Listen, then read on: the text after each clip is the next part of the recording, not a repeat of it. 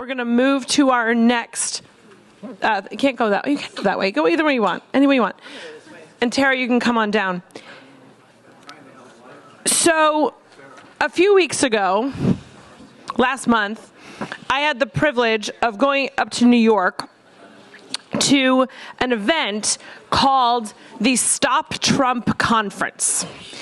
Really, it was really fascinating. Featured speakers included Tara, me, also Michael Cohen was there, George Conway was there.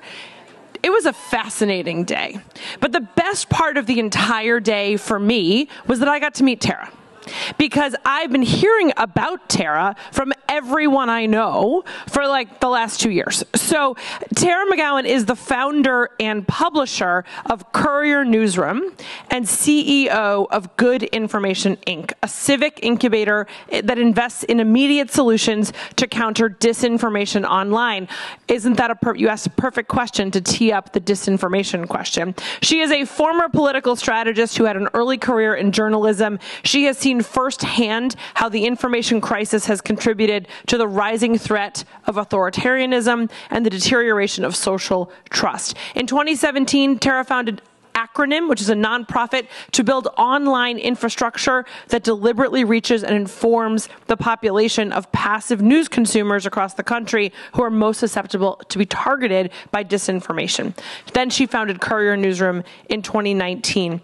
Earlier in her career, she led a multi-million-dollar digital advertising and marketing programs for dozens of nonprofits and political groups, including Priorities USA, Next Gen Climate, and President Obama's 2012 re-election. She studied journalism and political science at NYU and began her career reporting and producing long-form journalism for 60 Minutes and PBS Frontline. Please join me in introducing and welcoming, giving a warm New Deal welcome to my friend Tara McGowan. Amazing.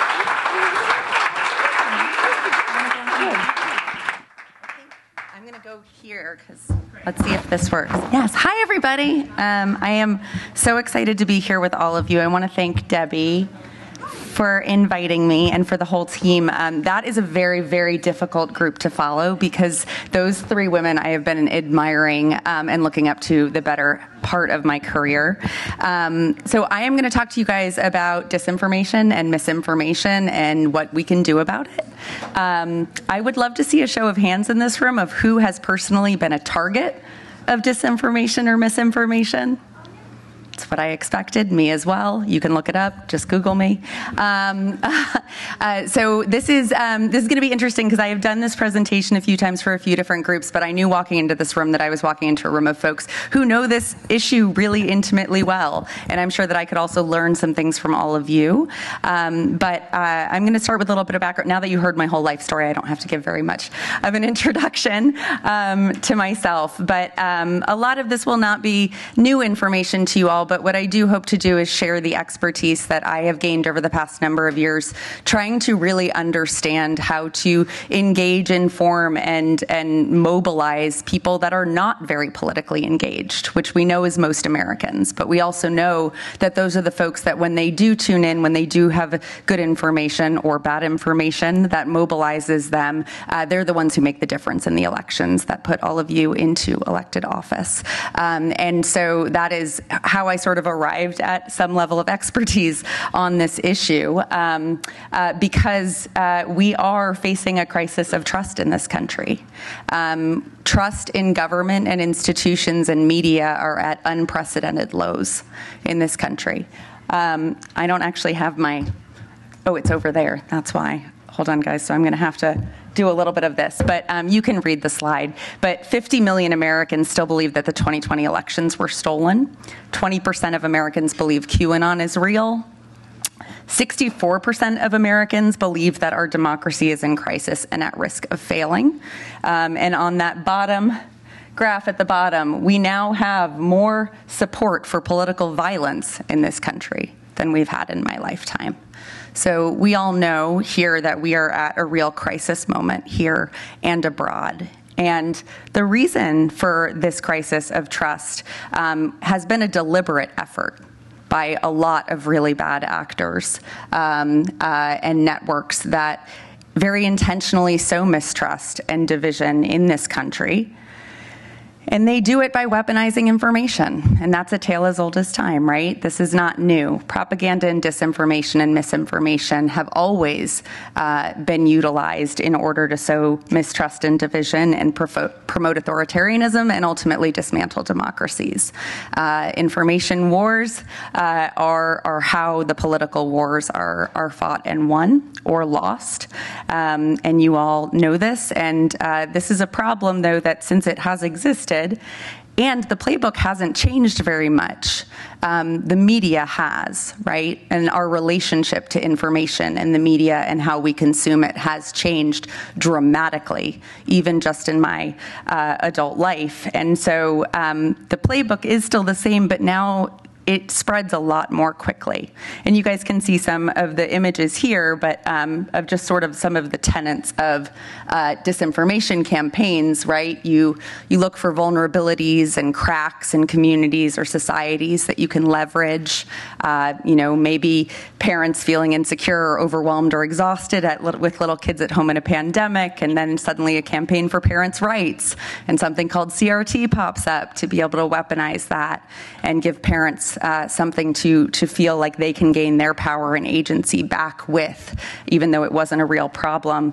Creating a big lie, seeding it, finding a helpful idiot, if you will, to be the messenger, denying everything, doubling down, undermining the media, calling it fake news, making sure people don't trust anyone but you, no matter if they did at any point in time. And as I'm sure we all know Bannon's famous quote, which is really going to also be the solution that I advocate most for in this room, is flood the zone, right? Be everywhere all at once with your lie, not for us a lie. Obviously, we don't need it. But you guys all know that old adage, if you hear a lie 3 times, it becomes the truth. You can hear it 35 times in an hour if you spend some time scrolling online. And to Liz's earlier point, it becomes very, very, very difficult to reverse once it's out there or to erase. I still get questions about things that were written about me that weren't true. And so it is something that we are all going to have to live with and figure out how to live with and how to get ahead of. So that's what I want to talk a little bit about with you all. So I'm going to talk about the media and the state of media quite a bit because we are now in a very decentralized media ecosystem. I still remember I started my career, as Emily mentioned, at 60 Minutes in pretty the most traditional legacy media, actually, you guys could imagine. I started working there as an intern when I was 19, and I was full-time by 21, and I covered the 2008 election there, and I was one of the people pushing them to be on social media, which they were not amenable to at the time. But there was a time that I still remember when there were very few trusted channels and messengers where everybody got their news and information. And it wasn't perfect, but there wasn't as much choice, and so there was this sense of a common universal truth, right? We all lived with sort of one reality, for better or for worse. And then, of course, the internet changed that forever. And social media and big tech platforms accelerated that decentralization in a lot of ways. And of course, now we have the incredibly rapid evolution, like every day it's changing with artificial intelligence, that is going to make this problem that is already so severe and having severe life and death consequences already in this country and around the world much, much worse. There is going to be a very depressing section of this, but then we're going to get to the solutions, I promise. So now that we are in this decentralized media environment, I want to talk about kind of what that looks like and what it means, and you guys all have firsthand experience with this, and I want to hear how you guys handle it as well, because when Google and Facebook, now Meta, came on the scene, they cannibalized the traditional advertising industry that kept news alive. So today, we have a disinformation economy. There are no viable business models. If you guys look at the headlines of media imploding, digital startups that were once successful with massive valuations, local news publishers shutting their doors, layoffs every day in the news and the media, there is not currently a viable business model for good information in this country. It is going to have to be subsidized by philanthropy and potentially government to be able to have it, because of how far gone the infrastructure we had that enabled good information to exist and to be profitable has been decimated. So we don't have local news, and there's a lot of research that has proven out that there is a direct correlation between access to good local news and information and civic participation in this country. So that's another huge problem that we're facing. And in order to stay in business, the media outlets that have been able to, like New York Times, Washington Post, some name brands, if they haven't just been bought up by a billionaire willing to keep them alive, and they are actually profitable, it is because they have very narrowly prioritized their entire business models around paying consumers. At the local, state, and national level, people who will pay through paywalls.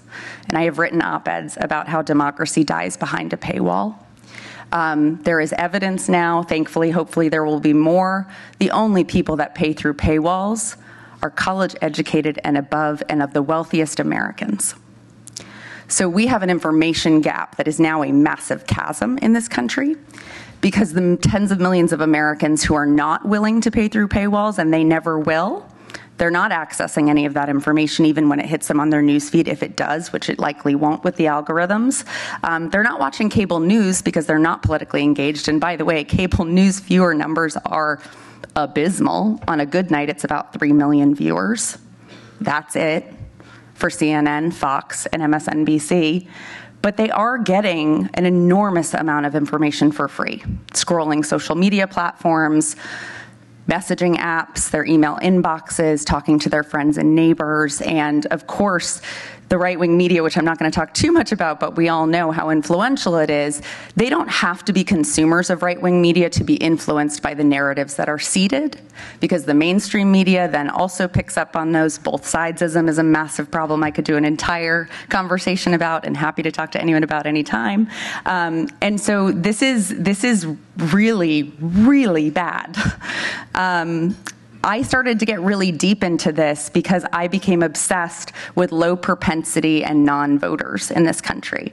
I worked in Democratic politics for about a decade, and I really felt that it was strange that we were spending billions of dollars on a very tiny, white, largely white slice of the electorate called swing voters in a few battleground states, and not spending nearly a quarter of the resources on what we were calling GOTV voters, right? People who don't vote every election, they need that extra nudge, but by the way, weren't actually building trust with them on a long-term basis. So that was how this journey started, is I became obsessed with this notion that if we actually built trusted relationships with the tens of millions of Americans, or the 44 million eligible voters who didn't vote, for instance, in the 2020 election, our margins wouldn't be so thin. The races wouldn't be so competitive in a lot of places, because the vast majority of Americans actually support what the media calls progressive values, but what we all know are popular values and positions. And the media cares about dividing people because it keeps the story really rich, and the clicks and the engagement and the emotional triggers really, really, really raw.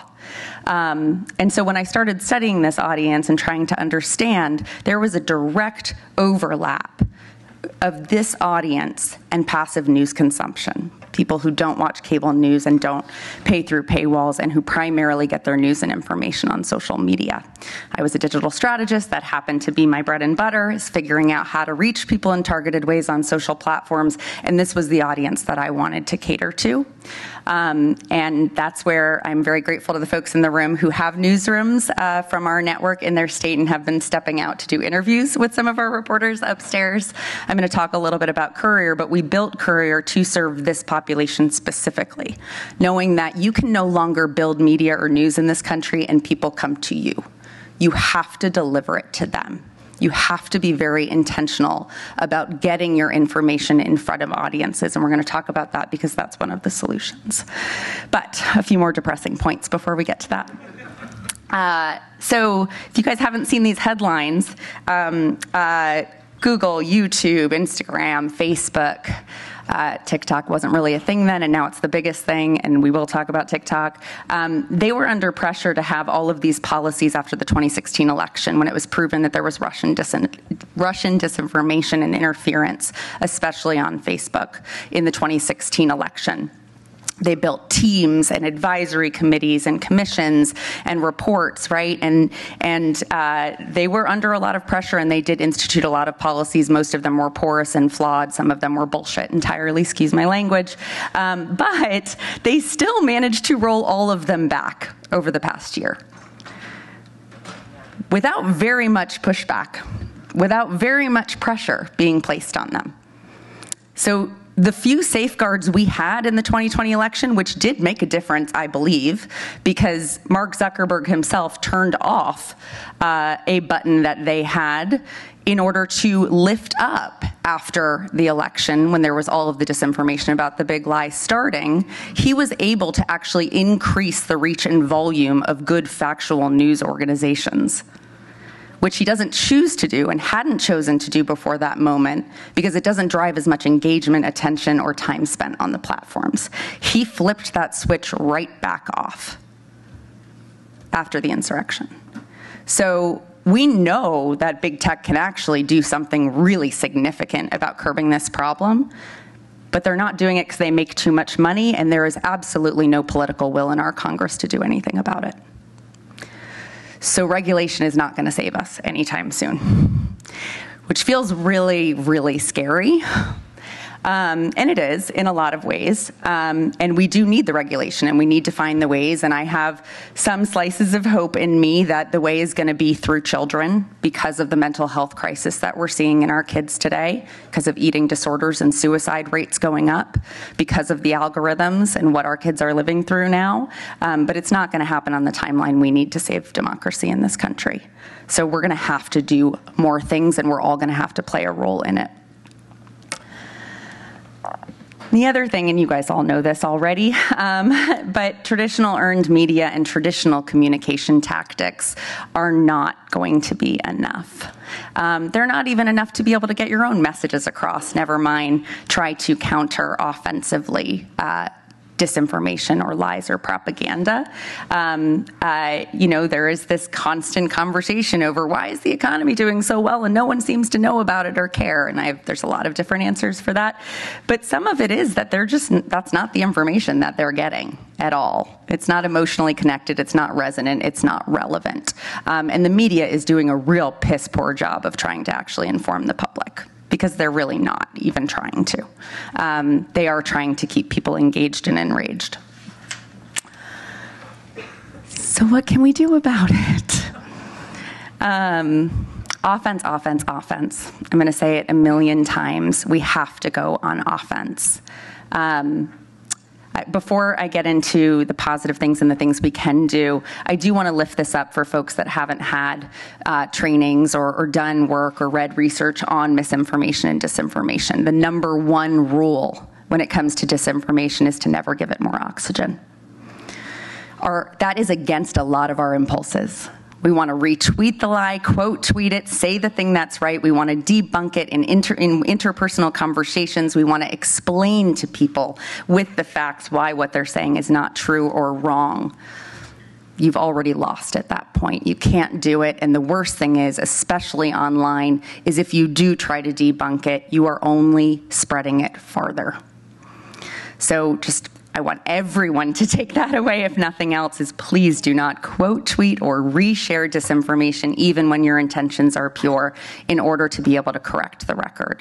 And that is different from what Liz said, which was very, very smart about nipping it in the bud as soon as you can. And there's a term for that we're going to talk about, which is called pre-bunking.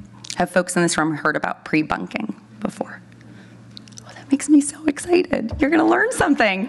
That's so exciting. Another quick thing, though, not everybody can do this, of course, but one of the most effective ways to actually stop the bad actors and the disinformation is when they are held accountable. I think even though it was a settlement, it was a massive one, the Fox settlement from the defamation suit, and the Alex Jones settlement for the Sandy Hook victims. These are huge because these are expensive. These are this is accountability and punishment, and this will deter people and will deter media organizations over time. And so they are very effective. If you guys have heard of the organization Protect Democracy, it's incredible. My friend Ian Basson helped start it. They have an amazing report about this. They are actually actively doing a lot of defamation suits against Carrie Lake and others that they're supporting.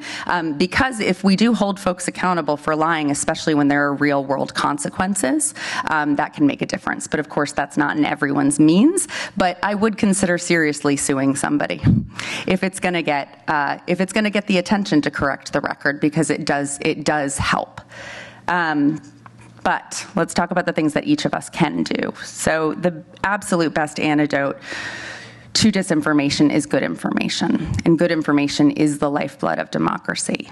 And it doesn't mean facts versus salacious conspiracy theories. Like, facts are not going to win. They're not sexy. They don't engage our emotions at all. For all of the amazing nerds in this room, facts and statistics and numbers and evidence and science just aren't going to cut it. You have to wrap them in humor and engagement and conversation, and we can talk about all of that. So when I say good information, I don't mean just the dry facts. It does have to be factual, of course, and accurate, but there are ways that we can actually get it to gain traction. And it's necessary that we do when we don't have a lot of infrastructure doing it on our behalf anymore. So what does it mean to go on information offense? So these are just the few tactics that I'm going to go over quickly for each of these, but we're going to talk about pre-bunking. We're going to talk about trusted messengers. I hate to tell you all this, but I think you already know it.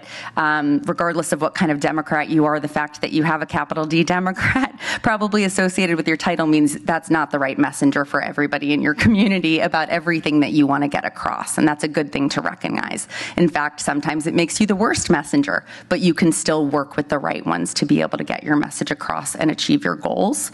So again, everything that the incredible women said on stage before is true about knowing yourself, knowing your strengths, staying true to yourself and your brand and your expertise, but also knowing what you're not is really important, and being able to solve for that to also be able to drive good factual messaging to your communities is important. And then also there were some questions about this, and I know how overwhelming it is. I've been in this work for a long time on the digital side, but you do have a brand and you have to own it, and you have to directly communicate to your constituents and your audiences. Again, authentically, but it's so important, right? Jeff Jackson was lifted up because he is directly communicating and building a massive audience that he could never get by his comms team pitching him on all of the local news organizations that exist in North Carolina.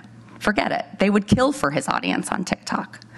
So you actually can be the media that you need, and it's really important that you find what's authentic for you in doing that. And then now you can finally leverage new and emerging media that are reaching audiences that traditional media is not, like Courier, Newsroom, small plug, that we can talk about. But let's talk about pre-bunking.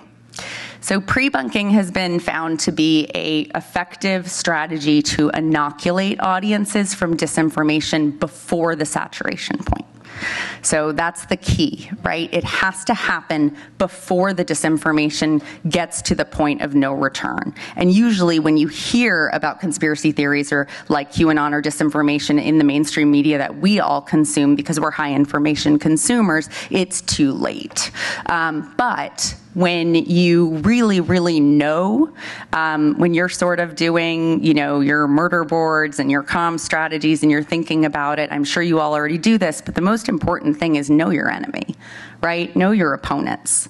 Know exactly, put yourself in their shoes and know what they're going to try and take you down for, or take your issue down for, and get in their heads. One of the things that made me effective at my job was that I started consuming an enormous amount of right-wing media and disinformation.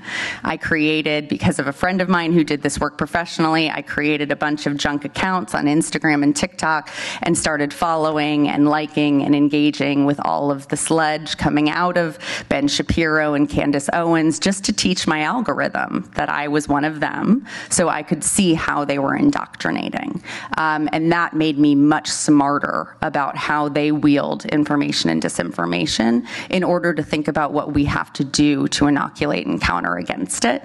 And so I can't stress that point enough, is to really always think about all of the holes and the weaknesses and the vulnerabilities of your argument or your message or your campaign, so you can think about how to get ahead of those vulnerabilities and be able to educate your audience about them. And that doesn't just have to be about your own strategy, but it's really about any issue. And so these examples I put I thought, I remember the day that I think it was Jake Sullivan that came out of the Biden White House when they preempted Russia's invasion in Ukraine. And it was brilliant because that was pre-bunking. They knew that Russia was going to tell a very different story about what they were doing and why. And the White House made the decision to get out with confidential information they typically would not. And I'm sure there were a lot of debates about it. But they set the story, right? If you don't define yourself, you will be defined. And that was really important. And then there's small ways of doing it. There was a study that Google commissioned on pre-bunking. It was actually the first thing about pre-bunking I read a few years ago on vaccine disinformation. And what they did is they had trusted messengers. We're going to talk about all the tenets of pre-bunking, right? So we talked about anticipating and understanding the motivations of the bad actors or the opponents or the folks who might want you or your campaign to fail, knowing your and their target audiences and the vulnerabilities with them. What are they feeling? Where are they unhappy or unrested? What are the things that they're going to want to tap into to be able to weaponize? And then using trusted messengers to do the pre-bunking, as I mentioned, people who are going to be trusted and expert on the issue at hand. So in this case, with the Google study, they were health professionals, nurses, and doctors, but having them do the actual pre-bunking, which involves explaining the motivations. Karen said this really, really well, and I don't know if she knows that it's called pre-bunking, but it is being able to say, we know what they're doing. This is what's happening. There are people who want to dupe you. There are people who want you to believe something that is not true. And you actually show them examples of that. Because then when they see it, they feel smart, they feel empowered, they tell their friends and neighbors, oh, that's not true. And I know that. And that's a huge thing, because people, when they've learned that they've believed disinformation, they retreat farther. They feel less secure about what they know. They feel less empowered, they feel less sure of themselves, and they retreat. And so when people feel informed, they do feel empowered and they feel agency. And so pre-bunking is intentional education for folks so they actually feel like they can be resilient, as opposed to feeling like they have been manipulated, and that doesn't ever make them feel or actually be more resilient to disinformation. So actually showing folks examples is really important. One of the other examples on the other slide at the very top is just about election disinformation, right? About fraudulent mail ballots, et cetera, saying there's a lot of folks that are going to say this. There's no evidence to support it. Have the trusted messengers talk about it, but this is what it's going to look like, and make sure that, like, you know, you ask questions about this, or you just know that this is out there and this is why. These are what their intentions are. So those are some of the points on this. There's a few different ways to do it, and you can't always do it, right? But it is something to think about when you think about being offensive, is getting ahead of things. So if you start to hear something in your community and it feels a little off, you maybe hear it a few times, but it hasn't been written about or it hasn't been reported on, that's a really good signal to be like, how do we get ahead of this? How do we think about who's doing this and why? Because it's probably going to be obvious to you, but it's not going to be obvious to your constituents or your audiences necessarily. And you always have to do that gut check and remember that, because often what is obvious to folks like us who do consume a lot of information readily and good information, we are living in a different reality than the folks that are getting all of their information online.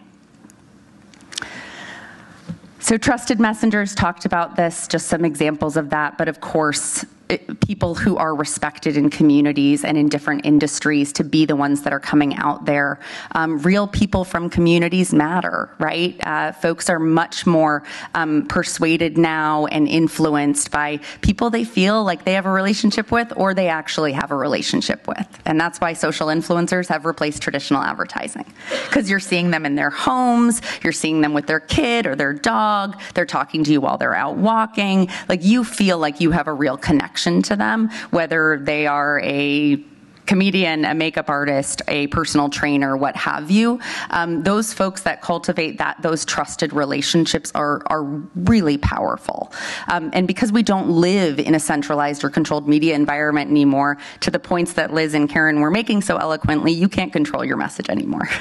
You really can't, right? Being authentic is, as Liz said, you're going to remember your truth better than you will something that put some lipstick on it. And so really making sure that you have messengers who are authentic and genuine and can be trusted and are trusted from the community is just so important. And meeting them where they are, which is the overwhelming part, but just knowing where they are. And the women before also touched on this, but these platforms are different. They have different audiences, and it's not just the distribution platforms, it's also different types of media.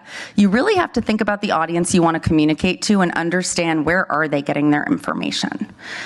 Because that is going to tailor your communication strategy, your offensive strategy for reaching them. Because you might not need to meet folks on TikTok. I mean, I think you probably do if you have folks under 30 in your districts or your communities. It's a really important platform, and it is controversial, but it is necessary today. But also, a lot of communities use WhatsApp more than anything else to communicate with each other, and they're part of groups on that. And so, are there folks on your team or in your community or your volunteers or your friends who are on there who can help do some organizing and content seeding, as we call it at Courier, actually making sure that you're proactively placing links and stories of that you want folks to see in these places, because they're not going to come to them on their own. So always thinking about who your audience is and where they're getting their information, so you can tailor the distribution of that using those trusted messengers to those platforms. And leverage new and emerging media. Courier is one example, but there are starting to be more. I'm a little bit biased, but having studied the industry, I think that we are now going back to an era where journalism started in this country, where it is ideological, it is personality driven, and it has a point of view. Part of the reason, and this is my belief, I cannot prove this, but it is my strong belief, part of the reason, outside of the intentional efforts to sow mistrust in mainstream and traditional media, part of the reason that so many people don't trust the media is because they know that objectivity was always bullshit. They want to know what you stand for. Because if you tell them that you don't stand for anything or you stand for everything, people of all ages and backgrounds don't buy it. There is always an agenda. There is always an editorial point of view or a business incentive, and all people are very smart to that. So yes, I would love a world in which we had unbiased, factual information media everywhere, but that's not where we are, and that's not where we started. In fact, we started with progressive media in this country. It was the fuel behind the civil rights movement and every social movement in this country. And then we had sort of this golden era, depending on who you ask, of objective media and traditional media reaching everyone, and that era is gone. And we're not ever getting it back. It is self-selection now. It is about what Substack readers you like. It's about what podcasts you listen to, what personalities you're most engaged by. You've got to figure out who has the trust of the audience you want and leverage them. And at Courier, what we've done is we have built a news organization founded on these principles, where we have turned local print reporters into TikTok influencers. Our political reporter, Cam, in Arizona at Copper Courier, just won Best TikToker in Arizona. And he had never been on TikTok. He's an adjunct professor at the Cronkite School of Journalism. And our reporters are, as you can see, Michael McElroy, our North Carolina political reporter on your right. He is in his kitchen cleaning his brand new newborn baby bottles as he is breaking down the abortion ban that was just passed in the North Carolina State House. He did an amazing video a few weeks ago on gerrymandering, the horrific gerrymandering passed in North Carolina, using a metaphor for sports teams in North Carolina with a whiteboard. You've got to make this stuff digestible, interesting, and conversational for people. You don't have to be polished. In fact, the more polished videos we do, the less effective they are. It's about having direct conversations, and this media now provides that. Vertical video dominates. You don't all have to be Jeff Jackson, but you should all talk to your phones directly to your audiences in whatever way you're comfortable being yourself. And we built this whole news organization to do that so we could actually package good information in ways that people will consume it. And then we measure the impact of it, and we have proven to increase support for Democrats and turnout among low turnout and non-voters simply by delivering local news to them where they are on social media and through email newsletters. And I suspect there are going to be a lot more news organizations and media outlets and content creators doing the work that we're doing on behalf of getting good information out. And that's how we're going to get ahead of this. Because back to the line I said before, that the best antidote to disinformation is good information, and that we have to flood the zone. We actually, disinformation, the impact is diluted and the spread slows if there is parity. It's not even about the winning message anymore. If there's as much of good information about an issue or topic as disinformation reaching people on the same channel, they are less likely to believe the disinformation, and it loses its potency. It is so potent when it is in a vacuum, because traditional media is not evolving their model to meet people where they are in authentic ways, because a lot of traditional journalists, reporters, and even politicians have not evolved their communication strategies to understand this. We have to be everywhere where our audiences are, and our messaging will win. We know that, but it's about how we communicate it and how we get ahead of it. And these are some, and I'll make sure you guys have this, but this is obviously for you. You probably all know this. You all have smarter teams and folks in your lives than me, I'm sure, but obviously to take care of yourselves. Two-factor, everybody. I'm sure you know that. We all know folks who've learned that the hard way. Do it everywhere and on everything. But plan for this, and also know that it's really lonely, as you guys know who've been a subject of disinformation campaigns, because everybody who supports you is going to say that quietly, and everyone who doesn't is going to say it publicly. And it's really traumatic. And so it is really important that you have networks, that you take the best advice I've heard in ages from Karen Finney to prioritize self-care, because you're going to be confronted by it, but hopefully you feel a little bit more prepared for how to handle it and how not to amplify it and to shut it down, and to find the ways that we can actually hold these folks accountable until we do have the means for regulation and a change in the industry. And right at the bell.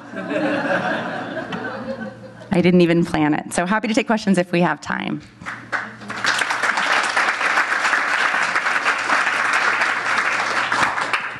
Thank you so much. Very valuable information. I'm Cassie Franklin, Mayor of Everett, Washington, and I'm curious how you battle misinformation when it's just slightly untrue or a negative spin. That's what we are fighting all the time. And so it's not like these big, bold, blatant lies, local government. It's more just slightly untrue.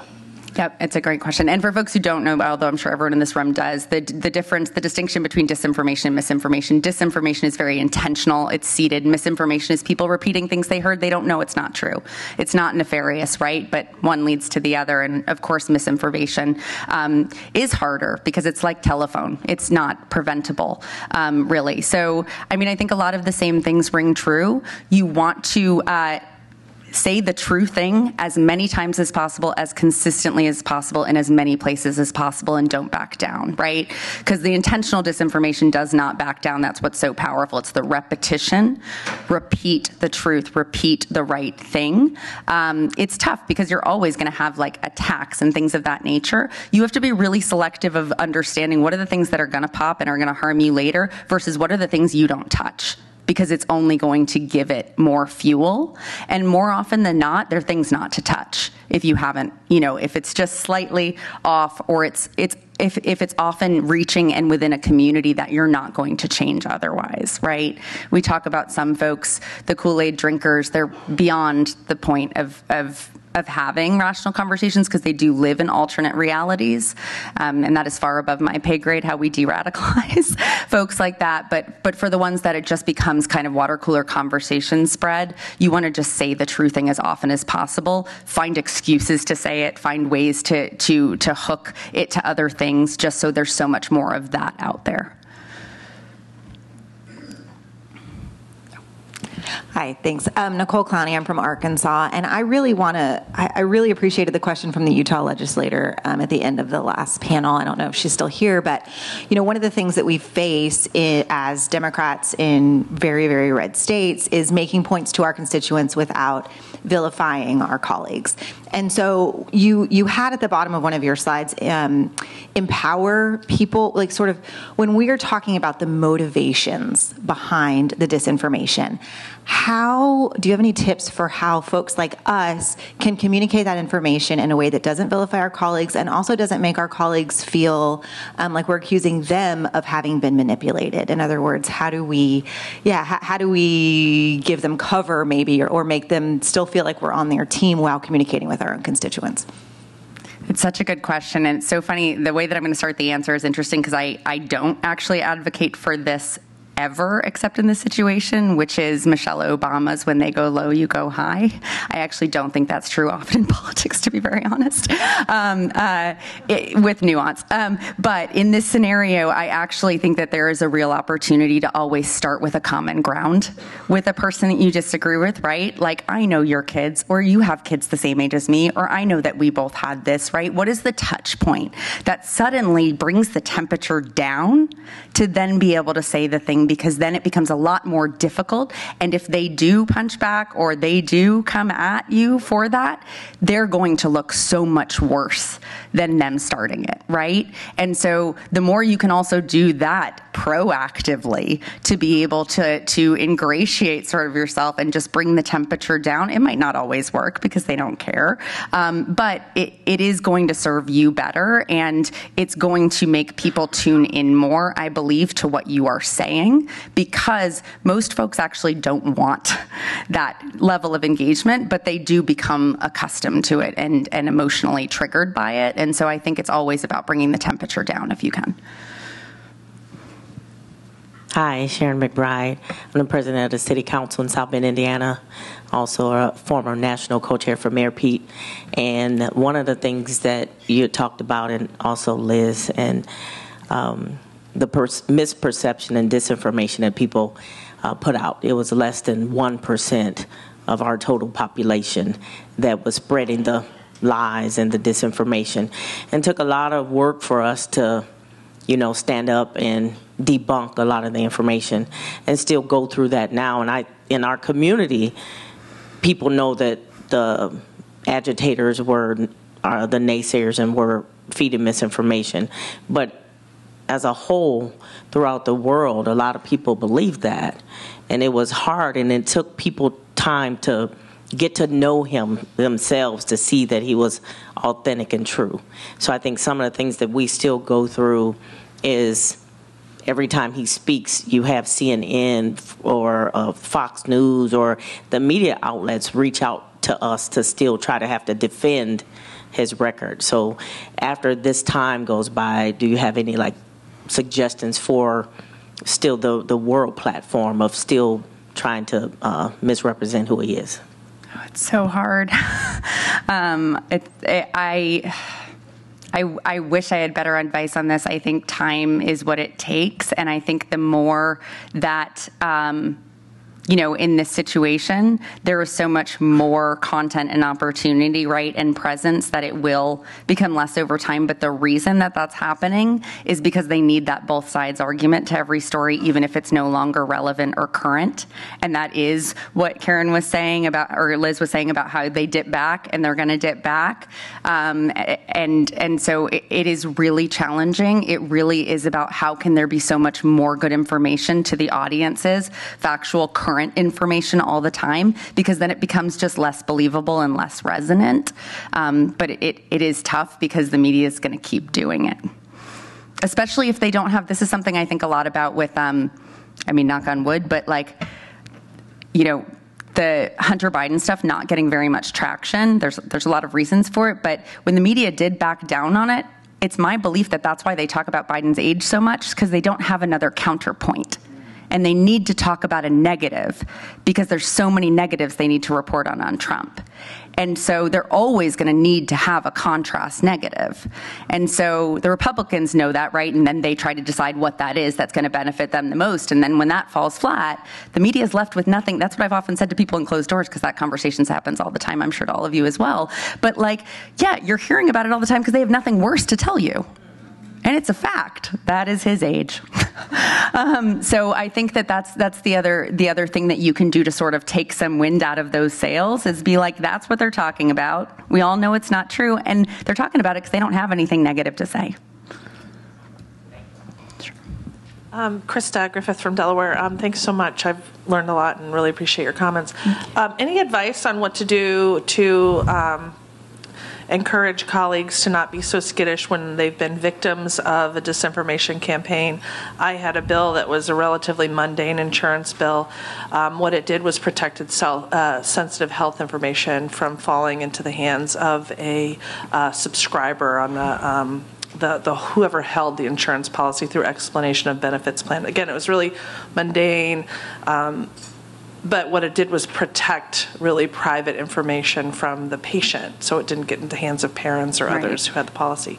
Tucker Carlson got a hold of it and basically, lit up everybody in opposition in my state to the legislation, and now nobody will go anywhere near it. So any advice when you've been victimized and you've had a really good idea that would have helped a lot of people, bring back life to that when it's just been pulverized by folks like Tucker Carlson. I will say he did say that I hated my father, and my dad did call me right away and said, "I've never been more proud of you." So anyway, there was a light with that. Whenever right-wing media writes about me, it's a badge of honor for sure. But it also causes a lot of problems. It is so interesting. I don't know if you've tried this. The thing that comes to mind is repackage, rebrand.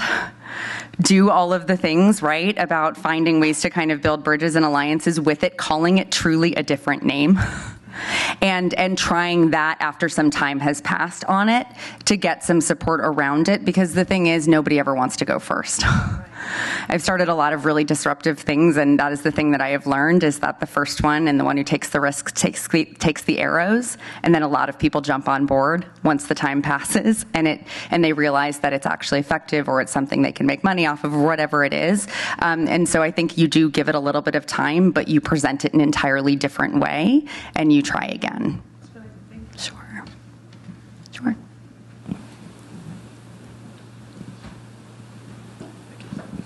Can you hear me okay? Yeah.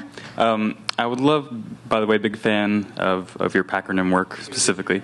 I'm Chris Medina from Leadership Now Project, business membership organization of business leaders. I would love your take on Turning Point USA and what they've done well and what could be learned or replicated from their success. Woof. Yeah. So Turning Point USA, for folks who don't know, I have this thing, they have this tick where I end up forgetting the names of these horrific people. Charlie Kirk started it. So Turning Point USA started, I believe, as a college campus and college student-focused organization. It has a lot of similarities to Prager University and their ideological and content strategy, if folks are aware of them. A massive, in my opinion, fraudulent C3 organization that spreads a lot of nonpartisan disinformation that sows division, especially around gender issues and misogyny and feminism. Charlie Kirk is of that brand. He has built a very large network of young people in particular that are now aging, more my age, but they're still reaching a lot of young people around the country with a lot of physical conferences and convenings and networking like this one. To build a bunch of new leaders, essentially, in the far right. These are folks that are the ones who are the followers of Ben Shapiro and Candace Owens and things of that nature. And so it's pretty insidious, and it's very smart organizing, and they've been doing it for a while. I feel like similar to how Ben Shapiro and Daily Caller have started to invest in feature-length films and children's programming, they feel like they have to compete because liberals, if you will, have sort of owned those industries, and so they want to create right-wing content. I think that in that vein, liberals have kind of owned young people and college campuses, so I feel like that is their proactive offensive effort to actually be able to try to turn a corner with young people because they know it's a real problem. I don't think it's working as well as they would like, which is why I don't worry about them too much. But their tribal and evangelized mentality is so dangerous and powerful because they are the minority, but they are loud and they are savvy and they are getting in rooms all the time, having very clear-eyed conversations about what needs to be done for them to win at all costs, at any costs. And I do feel that on our side, which is pretty much any side except that, we tend to still believe that how could people do things that they do? And then every day we wake up and they do, and we have to be a lot more clear-eyed that, yeah, they are going to block a Supreme Court justice under Obama and then push theirs through. Yes, they are going to buy the Supreme Court. Yes, they are going to suppress votes. They are going to do so. I think that they're in those rooms figuring out those strategies, and then we often are caught back-footed, unbelieving that folks could do those things and be that insidious. And so I often say that we really just have to be very clear-eyed about those things because we do have the majority on our side. We do have the popular values and issues on our side, but we have to be far more sophisticated and aggressive and offensive about owning those and staying true to them and reinforcing them and not believing that just because most people support those things, they're hearing about them or they're being mobilized around them. That was all we had time for, but thank you guys so much. You're a great audience, and I'm going to stick around.